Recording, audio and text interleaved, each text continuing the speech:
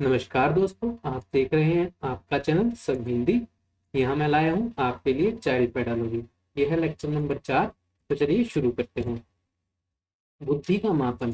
सबसे पहले बीने ने बुद्धि का मापन किया था। बीने ने सन 1905 में बुद्धि को मापने के लिए एक स्केल बनाया और उस स्केल से बच्चों को एनालाइज किया, बच्चों की बुद्धि को एनालाइज किया।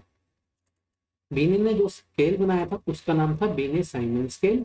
बीने साइमन स्केल से बच्चों की बुद्धि का मापन किया। बीने ने एक और कंसेप्ट दिया था जिसको मानसिक आयु कंसेप्ट भी कहते हैं और मेंटल एज कंसेप्ट भी कहते हैं, जो कि बीने ने ही दिया था। आगे बात करते हैं हम आईक्यू के बारे में, जिसको हम बुद्धि लब्धि भी कहते हैं। आईक्यू का कंसेप्ट टर्नर ने इंट्रोड्यूस किया था। टर्नर ने आईक्यू का फॉर्मूला भी बनाया जो इस प्रकार है: mental as divide by actual S multiply by 100। Turner ने आईक्यू को इंट्रोड्यूस किया और टर्मन ने आईक्यू की टेबल को इंट्रोड्यूस किया। टर्मन ने बताया कि 140 और उससे ज्यादा आईक्यू वाले बच्चों को प्रतिभाशाली बच्चे कहा जाता है, जबकि 120 से 140 आईक्यू वाले बच्चों को श्रेष्ठ बच्चा कहा जाता है। 110 से 120 आईक्यू वाले बच्चों को अबव एवरेज चाइल्ड कहा जाता है, जबकि 90 से 110 आईक्यू वाले बच्चों को औसत बुद्धि वाला बच्चा कहा जाता है। 70 से 90 आईक्यू वाले बच्चों को मंद बुद्धि या रिटार्डेड चाइल्ड कहा जाता है, जबकि 50 से 70 आईक्यू वाले बच्चों को पिछड़ा बच्चा कहा जाता है। अब मंद बुद्धि बच्चा और पिछड़ा बच्चा दोनों अलग अलग है। मंद बुद्धि बच्चा क्या है? जिनको हम काम देते हैं बट वो उस काम को कर लेते हैं, बट वो उस काम को बहुत स्लोली करते हैं, बहुत धीरे धीरे करते हैं। वो है मंद बुद्धि बच्चा या रिटार्डेड बच्चा। जबकि पिछड़े बच्चों को हम कोई काम देते हैं, वो उस काम को कर ही नहीं सकता, उसको बोलते हैं बैकवर्ड चाइल्ड।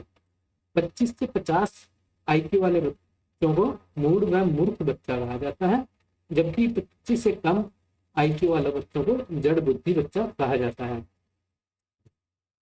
अब देख लेते हैं बुद्धि मापन की विधियां। बुद्धि मापन को दो पार्ट में डिवाइड किया गया है: सब्जेक्टिव व ऑब्जेक्टिव। सब्जेक्टिव को हम व्यक्तिगत बुद्धि मापन की विधियां कहते हैं और ऑब्जेक्टिव को हम सामूहिक बुद्धि मापन की विधियां कहते हैं। अब जैसा कि नाम डिफाइन करता है, व्यक्तिगत। सब्जेक्टिव किसी एक पर्सन की बुद्धि को मापने का काम करता है, जबकि ऑब्जेक्टिव एक पूरे ग्रुप की बुद्धि को मापने का काम करता है। अब सब्जेक्टिव और ऑब्जेक्टिव बुद्धि मापन की विधियों को आगे फर्दर दो पार्ट में डिवाइड किया गया है, जो कि है वर्बल सब्जेक्टिव बुद्धि मापन की विधियां, नॉन वर्बल सब्जेक्टिव बुद्धि मापन की विधियां।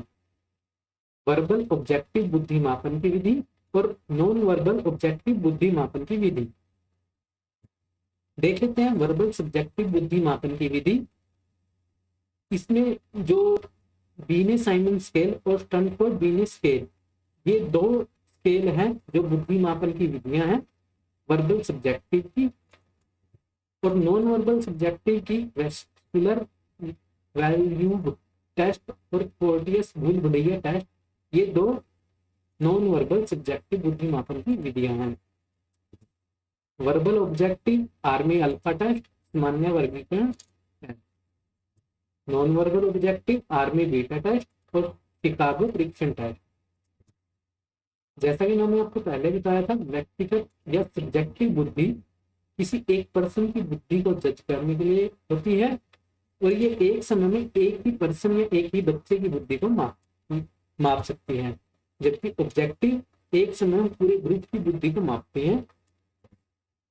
भारत में बुद्धि पे बहुत परीक्षण हुए, जिसकी शुरुआत 1922 में हुई, जो कि डॉक्टर राइस ने की थी। डॉक्टर राइस ने बुद्धि के मापन के लिए स्केल तैयार किया, उसका नाम था हिंदुस्तानी बीने साइमन स्केल।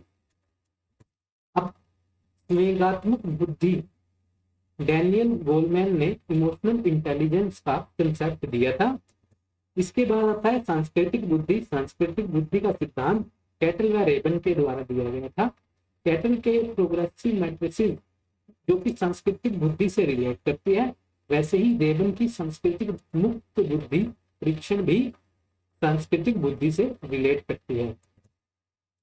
एक और टेस्ट वो था जिसको जलोटा और भाटिया टेस्ट कहा जाता है। यह एक भारतीय टेस्ट है, जैसा कि आप नाम से पहचान सकते हो कि ये भारतीय टेस्ट है। यह इंडिया के सामूहिक टेस्ट है। इसमें आप एक ग्रुप को टेस्ट कर सकते हैं। ये था इंटेलिजेंस का चैप्टर, कंप्लीट हो चुका है यहाँ पे। आशा है आपको वीडियो पसंद आई होगी। Thank you for watching. Please like, share and subscribe my channel and press bell icon for latest update. Thank you so much.